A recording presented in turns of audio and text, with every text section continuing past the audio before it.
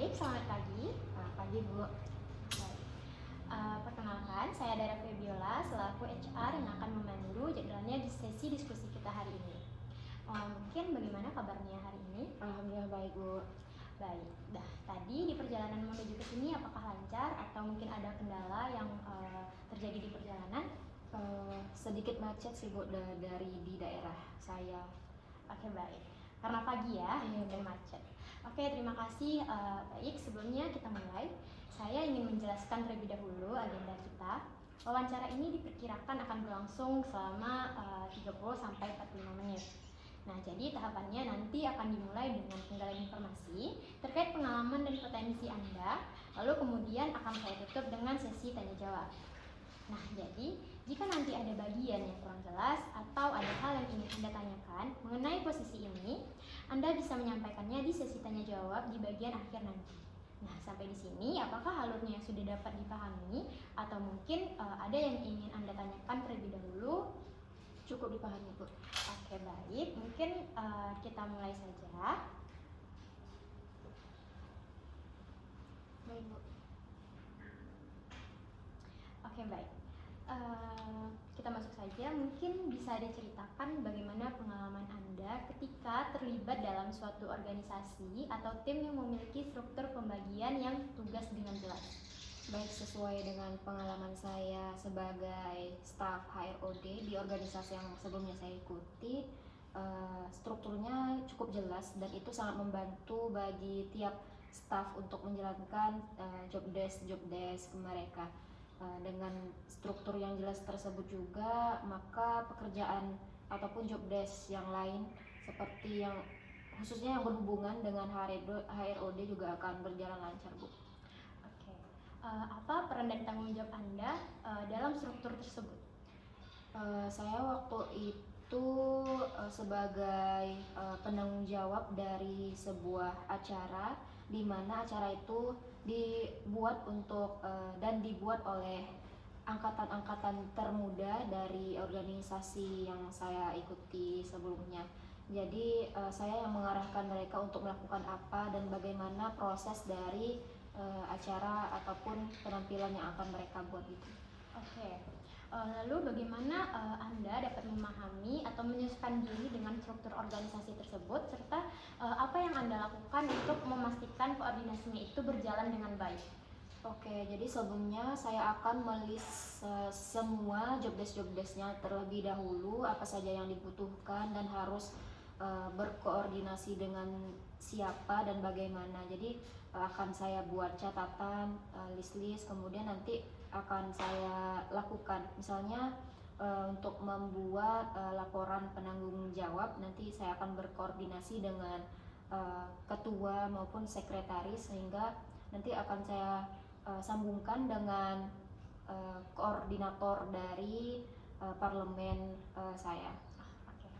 Lalu apakah hasil yang Anda sampaikan itu terlihat bagus atau memang berdampak bagi yang lain? Alhamdulillah berdampak dan mereka sangat terbantu dengan hal itu sih Bu. Oke. Baik, boleh diceritakan lagi bagaimana pengalaman Anda ketika harus menyesuaikan dengan budaya dari organisasi tersebut? Baik, jadi sebelumnya saya juga sedikit terkendala karena jarak dari tempat tinggal saya dengan organisasi ataupun UKM tersebut cukup jauh. Jadi saya lumayan struggle dalam beradaptasi dengan hal itu. Tapi setelah sebulan, 2 bulan akhirnya saya bisa beradaptasi dengan baik, dibantu dengan teman-teman saya maupun senior saya. Begitu saya beradaptasi dengan mereka. Oke, baik. Lalu bagaimana tanggung jawab Anda dalam situasi tersebut? Apakah ada tantangan dalam menghadapi situasi yang mungkin budayanya memang menyesuaikan diri Anda? Lumayan ada tantangannya, apalagi dengan budaya yang sedikit ngaret Ibu. Jadi saya juga perlu untuk menyesuaikan diri, tapi walaupun banyak teman-teman yang mungkin telat karena rumahnya juga cukup jauh, tapi akan saya usahakan untuk datang tepat waktu sih Bu, dengan entah itu memasang alarm ataupun dan segala macamnya.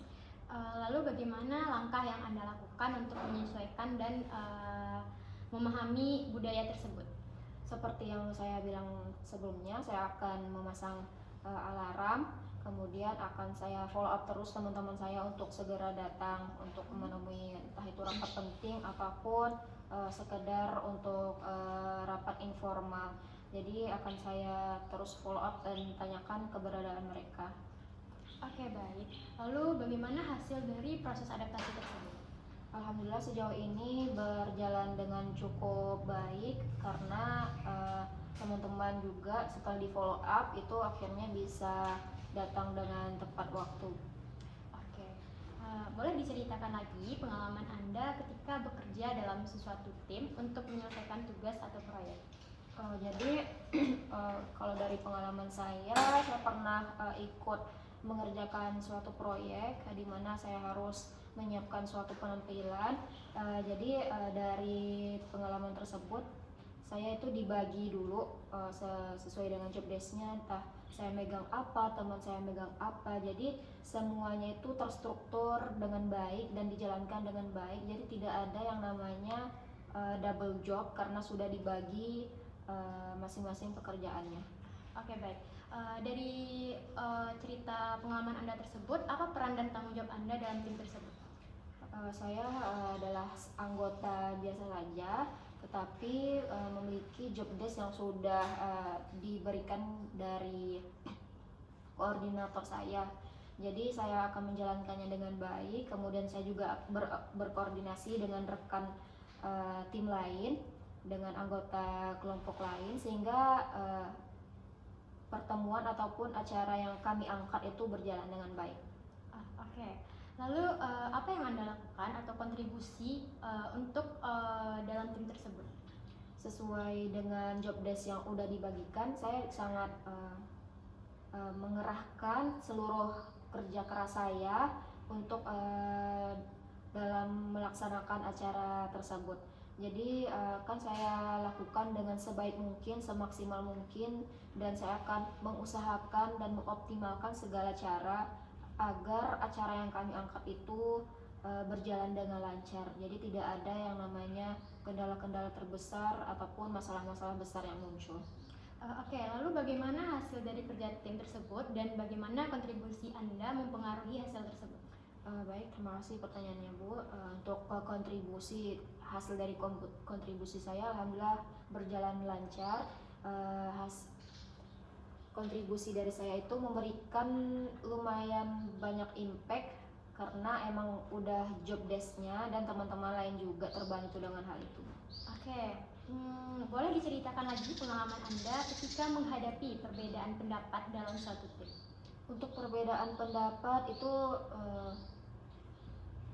didengarkan dulu pendapat mereka masing-masing, teman-teman lain punya pendapat apa, kemudian kita sampaikan pendapat kita, kemudian kita cari jalan tengahnya dan ambil sisi positif negatifnya dan bandingkan mana yang lebih banyak sisi negatifnya dan mana yang lebih banyak sisi positifnya. Jadi dari diskusi tersebut nanti kita pilih yang positifnya lebih banyak, itu yang jadi tujuan utama.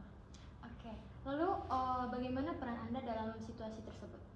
Untuk peran tersebut saya memberikan pendapat juga agar memberikan lebih banyak wawasan tentang hal apa yang akan kami angkat gitu. Oke, lalu bagaimana atau apa yang akan Anda lakukan untuk menjaga hubungan baik dalam tim terkait dengan perbedaan pendapat tadi?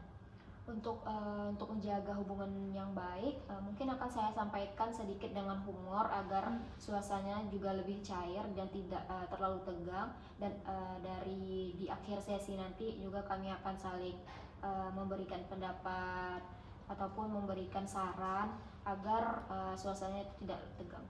Oke, sejauh dari hasil yang Anda sampaikan tadi, apakah dari tindakan tersebut membuahkan hasil yang baik untuk hubungan tim dan penyelesaian tugasnya? Untuk hasilnya alhamdulillah maksimal ataupun mayoritas dari diskusi yang sudah kami jalankan itu terjalan dengan baik, walaupun mungkin ada sedikit kendala-kendala tertentu dalam diskusi tersebut. Tapi alhamdulillah 98% itu terjalan dengan baik. Oke, baik. Lalu mungkin bisa diceritakan kembali ketika Anda berperan sebagai pemimpin atau koordinator dalam suatu tim, entah itu dari pengalaman kuliah Anda atau organisasi atau mungkin dari organisasi luar. Baik, untuk jadi pemimpin itu menurut saya adalah hal yang sangat krusial, karena menurut saya itu tidak ada pemimpin yang sempurna. Jadi ketika kita ditunjuk untuk menjadi pemimpin, berarti mereka telah mempercayai tanggung jawab itu kepada kita.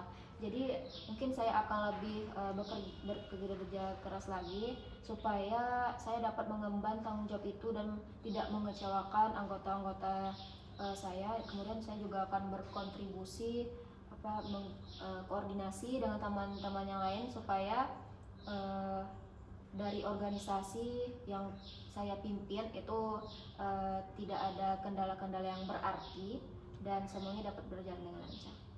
Lalu bagaimana tanggung jawab Anda dalam mengarahkan tim Anda tersebut? Untuk tanggung jawab dalam mengarahkan tim itu kan sudah memang salah satu tanggung jawab terbesar dari seorang pemimpin. Jadi mengarahkan mereka itu juga menjadi salah satu hal yang harus dilakukan dengan baik oleh pemimpin, yang tidak dengan menyuruh seperti yang gimana-gimana, tapi kita lebih ke bekerja sama, terbuka, demokratis gitu, Bu. Oke, bagus sekali. Jadi selanjutnya itu apa yang Anda lakukan untuk mengatur, membagi tugas, atau bahkan mengkoordinasikan anggota tim Anda? Untuk itu sebelumnya saya sudah menjelaskan kalau misalnya untuk membagi job desk itu saya list terlebih dahulu, entah itu di notes maupun di buku. Jadi saya lihat kemampuan dan potensi mereka di bagian mana, kemudian akan saya taruh untuk job desk yang sesuai dengan kompetensi maupun kemampuan mereka sih. Oke, baik. Jadi apa hasil dari kepemimpinan Anda terhadap kinerja tim tadi? Alhamdulillah organisasi ataupun tim yang saya pimpin itu berjalan dengan cukup baik, walaupun di tengah-tengah perjalanan mungkin ada sedikit kerikil ataupun kendala yang kecil, tapi tidak terlalu besar untuk dijadikan permasalahan hingga akhir. Jadi alhamdulillah dengan saya memimpin mereka, akhirnya mereka juga dapat bekerja dengan baik sesuai job desk-nya mereka masing-masing. Oke, nah mungkin sekarang bisa diceritakan kembali ketika Anda mengambil inisiatif sebagai Anda tadinya sebagai pemimpin, atau membantu mengarahkan tim, meskipun sebenarnya Anda itu bukan ketua yang resmi, tapi Anda adalah koordinator di sana. Baik, untuk mengambil inisiatif saya lihat terlebih dahulu apakah ketua maupun pimpinan yang tempat saya organisasi itu berhalangan hadir atau berhalangan untuk menginstruksikan anggota-anggotanya. Kemudian saya akan meminta izin terlebih dahulu kepada beliau apakah saya boleh menginstruksikan yang menurut saya itu baik kepada anggota-anggotanya. Kemudian dari kalau misalnya sudah dibolehkan, baru saya akan menginstruksikan sesuai dengan kemampuan saya dan menurut pengalaman saya, agar acara yang terkendala karena pemimpinan yang tidak hadir itu dapat berjalan dengan baik. Oke, baik. Lalu bisa Anda jelaskan apa peran Anda dalam situasi tersebut? Untuk peran itu seperti koordinator yang telah saya jalani. Jadi seperti yang saya bilang tadi, saya minta izin terlebih dahulu kepada ketuanya. Jadi saya seperti penghubung antara ketua dan anggota-anggota beliau karena beliau tidak hadir. Jadi saya akan bertanya lebih lanjut kepada beliau bagaimana untuk menginstruksikan ataupun bagaimana cara menjalankan acara tersebut. Kemudian akan saya sampaikan kembali kepada anggota-anggota. Oke, lalu apa langkah atau yang akan Anda lakukan untuk membantu tim tersebut agar tetap berjalan dengan baik? Untuk itu saya akan memberitahu mereka untuk tidak panik karena ketuanya tidak hadir, karena kalau misalnya panik itu takutnya akan buyar, mereka juga nervous. Jadi untuk hal itu saya akan menginstruksikan dengan baik agar tidak panik. Kemudian kita akan jalankan job desk mereka sesuai dengan yang sebelumnya, tidak ada perubahan dan menjadi diri mereka sendiri. Jadi dengan hal itu nanti acara juga akan berjalan dengan baik. Oke, lalu bagaimana hasil dari inisiatif yang Anda lakukan tadi? Alhamdulillah inisiatif yang saya lakukan itu juga memberikan dampak yang baik bagi acara. Kemudian anggota-anggota pemimpin yang tidak hadir tersebut juga terbantu dan kami dapat bekerja sama dengan baik. Oke, bagus sekali. Lalu bisa diceritakan kembali pengalaman Anda ketika menghadapi situasi yang sulit atau menekan bagi Anda? Untuk pengalaman situasi yang menekan itu terjadi saat pemilihan pemimpin. Jadi itu menurut saya lumayan besar tekanannya karena kita diberikan tanggung jawab yang besar. Tetapi karena mereka sudah mempercayai kita sebagai koordinator ataupun ketua ataupun sejenisnya, itu berarti mereka sudah percaya dengan kita. Jadi sebisanya saya menurunkan rasa takut saya, kemudian menurunkan keegoisan saya untuk mundur dari jabatan tersebut, dan saya ingin berusaha lebih baik lagi agar mereka itu dapat dipimpin. Oke. Lalu apa tanggung jawab Anda dalam situasi tersebut? Untuk tanggung jawab, saya bertanggung jawab untuk menerima segala hasil dari diskusi bersama karena mereka sudah menyatakan pendapat yang sama dan satu suara. Saya bertanggung jawab untuk menerima hal itu sih, Bu. Oke, baik. Lalu apa yang Anda lakukan untuk menghadapi situasi tersebut? Yang saya lakukan adalah pertama saya mungkin akan berkoordinasi terlebih dahulu dengan pemimpin sebelumnya untuk apakah memang saya sangat dipercayai oleh mereka. Kemudian kalau misalnya dari hasil koordinasi tersebut rupanya memang demikian hasilnya, mungkin saya akan lebih bekerja keras lagi. Oke, lalu bagaimana hasil dari tindakan Anda tersebut? Untuk hasil, alhamdulillah tidak ada hal-hal yang kendala berarti karena semua itu terjalan karena komunikasi yang baik, kemudian tidak ada terjadinya salah paham gitu, Bu. Oke, baik, kita lanjut lagi. Boleh diceritakan kembali bagaimana pengalaman Anda ketika harus menyampaikan pendapat atau ide dalam suatu forum atau diskusi? Baik, untuk menyampaikan pendapat, saya lihat dulu teman-teman saya apakah sudah selesai menyampaikan pendapatnya, kemudian saya angkat tangan, kemudian menyampaikan pendapat dengan baik tanpa menyinggung pihak manapun. Jadi kalau misalnya menyampaikan pendapat yang berbeda, saya akan menyusun kalimat dengan baik, dengan bahasa yang sopan, tanpa harus mengandung sara ataupun menyinggung pihak lain. Oke, lalu bagaimana peran Anda dalam situasi tersebut? Untuk peran itu saya akan bekerja ataupun menyampaikan pendapat dengan baik sebagai teman maupun sebagai senior maupun sebagai adik tingkat dari mahasiswa yang saya ikuti ataupun saya jalani sebelumnya di kampus, Ibu. Jadi karena saya sebagai teman itu saya akan menyusun kata yang sesuai dengan teman saya dan menyusun kata pokoknya menyesuaikan dengan siapa saya berbicara. Oke, dari peran Anda tadi, apa yang akan Anda lakukan untuk menyampaikan pendapat Anda? Yang akan saya lakukan adalah dengan tenang menyampaikan pendapat seperti yang saya bilang sebelumnya, tanpa menyinggung pihak manapun, dengan bahasa yang sopan dan tidak mengandung sara. Oke, jadi dari hasil yang Anda sampaikan tadi dan cerita Anda tadi, bagaimana hasil tersebut dari penyampaian pendapat tersebut? Alhamdulillah pendapat saya diterima dengan baik, walaupun mungkin pada akhirnya ada sedikit perbedaan dan akhirnya yang dipakai itu pendapat teman saya yang mungkin lebih baik dari pendapat saya, Bu. Oke, baik, selanjutnya itu boleh ceritakan lagi pengalaman Anda ketika membantu atau membimbing orang lain dalam memahami suatu tugas atau materi. Baik, untuk membimbing itu khususnya untuk junior sesuai dengan pengalaman saya junior di kampus ya Bu. Saya akan membimbing mereka menurut pengalaman saya, memberitahu mereka dengan baik, memberikan materi-materi yang sudah saya dapatkan di kampus kepada mereka, kemudian menjelaskan ulang kembali dengan bahasa yang lebih mudah dimengerti sih Bu. Oke, lalu bagaimana peran dan tanggung jawab Anda dalam situasi tersebut dan mengapa menurut Anda perlu membimbing mereka? Karena dari niat saya pribadi untuk menolong mereka agar menjalankan kuliah dengan baik, karena mereka mungkin tidak mengerti dengan materi-materi di perkuliahan kan Bu. Jadi saya mungkin akan membimbing mereka dengan baik.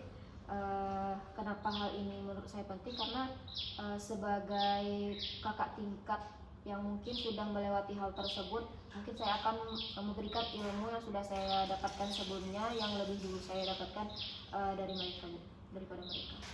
Oke, berarti ini adalah peran kakak tingkat kepada adik tingkatnya yang ingin memberikan bimbingan.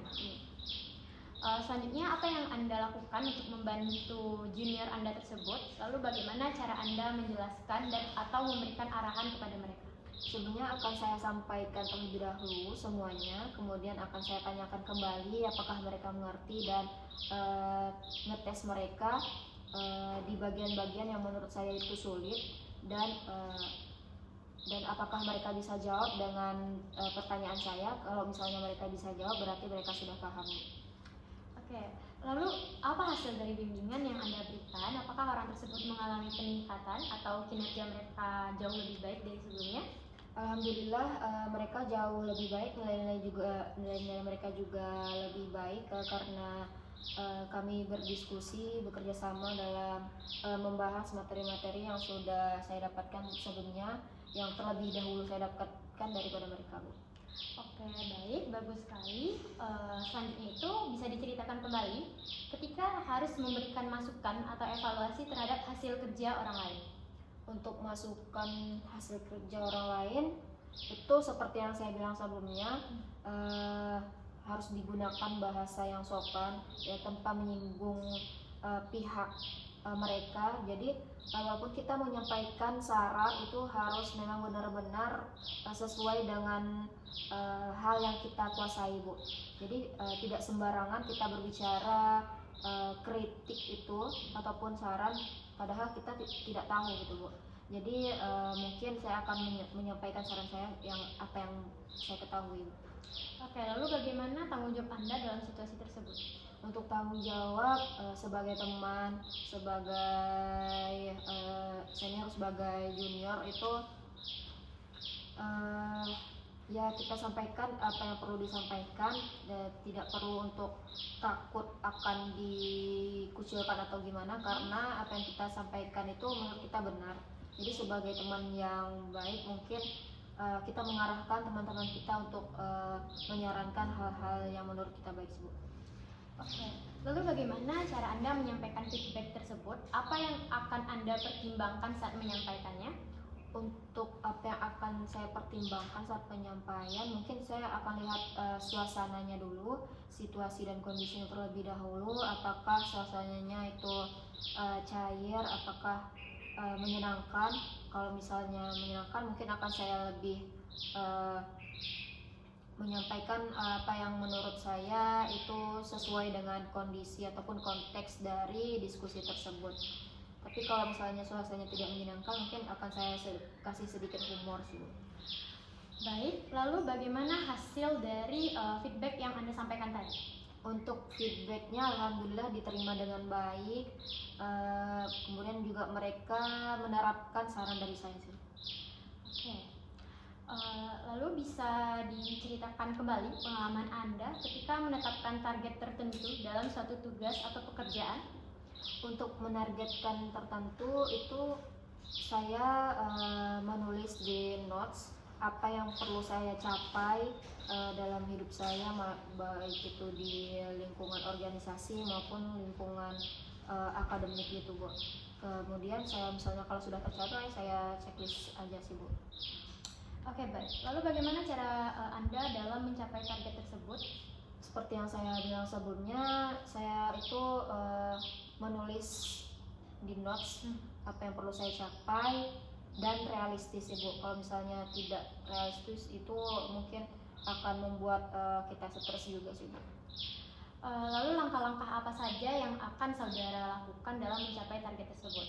Untuk langkah-langkahnya mungkin saya akan analisis terlebih dahulu apa saja yang bisa saya lakukan untuk mencapai target tersebut. Kemudian meminta bantuan jika perlu kepada orang-orang yang memang sudah berpengalaman di posisi tersebut itu Bu. Baik, lalu bagaimana hasil yang Anda dapatkan setelah melakukannya? Untuk hasil alhamdulillah berkat kerja keras dan doa dan bimbingan dari orang yang sudah berpengalaman di posisi tersebut, alhamdulillah lancar sih. Baik. Lalu sekarang bisa diceritakan kembali pengalaman saat Anda berusaha meningkatkan kualitas hasil kerja Anda. Saya akan belajar dengan rutin dan giat untuk melaksanakan tugas ataupun target yang ingin dicapai. Itu aja sih Bu, kerja keras, doa, dan mungkin restu dari orang tua. Oke, baik. Lalu bagaimana tugas atau tanggung jawab Anda pada saat itu? Untuk tugas dan tanggung jawab itu ya saya sebagai seorang yang ingin mencapai potensial diri mungkin akan lebih bekerja keras dalam memaksimalkan potensi saya yang saya miliki dengan berlatih, mungkin dengan belajar dengan rutin, dengan giat gitu Bu. Oke, baik. Lalu bagaimana tindakan yang Anda lakukan untuk memperbaiki atau meningkatkan kualitas tersebut? Seperti yang saya bilang tadi, saya akan berlatih ataupun belajar dengan rutin. Kemudian saya analisis terlebih dahulu apa yang menurut saya yang kurang dari diri saya pribadi. Kemudian untuk meningkatkan hal tersebut, saya akan lebih fokus pada hal yang kurang tersebut. Tapi kemudian kalau sudah selesai untuk yang paling kurang tersebut, saya mungkin akan meningkatkan sedikit pada hal yang mungkin udah saya kuasai sedikit. Oke, lalu bagaimana hasil yang diperoleh setelah perbaikan dilakukan?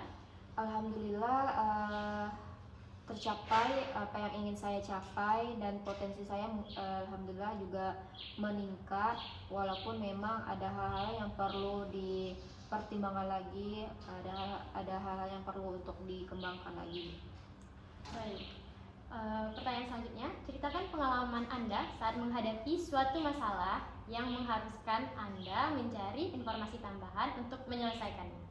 Untuk pengalaman informasi tambahan ya Bu, itu mungkin saya akan mencari informasi yang valid, yang terpercaya agar hal-hal tersebut itu tidak hanya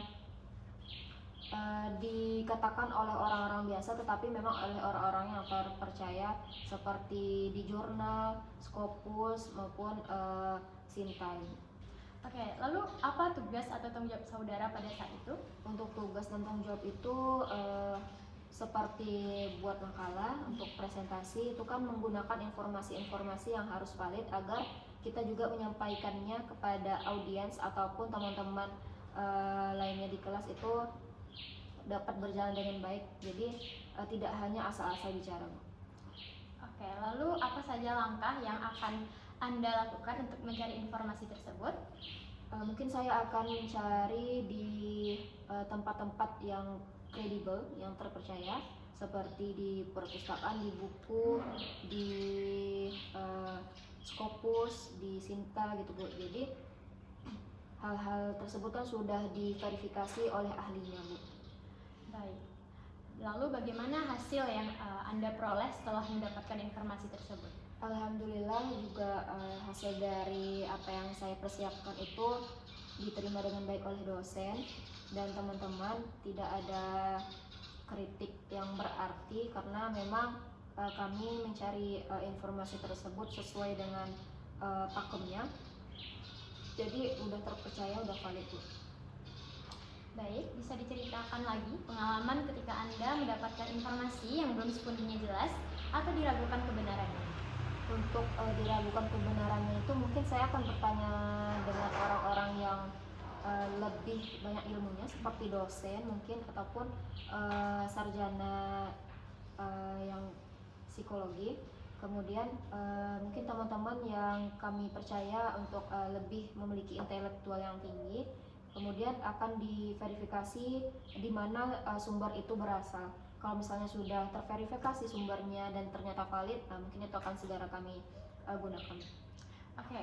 Lalu apa tanggung jawab Anda dalam situasi tersebut? Mengapa penting untuk memastikan kebenaran informasi tersebut?